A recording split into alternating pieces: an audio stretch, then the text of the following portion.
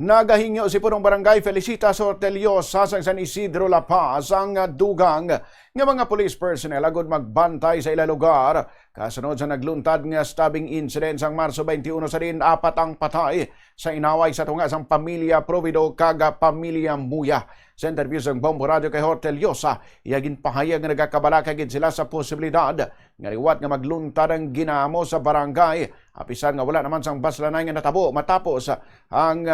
ginamo sa tunga sang duha ka pamilya. Sunod sa iya, nagpadalaman sa sang request letter kay Mayor Raisa Tranya sa gud mabuligan sila nga i-endorso sa Iloilo City Police Office kag sa La Paz sa Police Station agud nga mabantayan gid ang lugar ilabi na kun mahaya na ang bangkay sang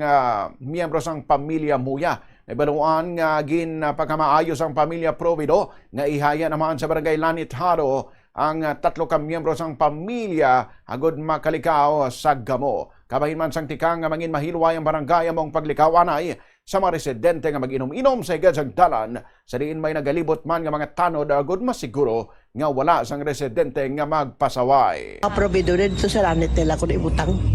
ihaya. Di ang Muya daw diri sa amon pero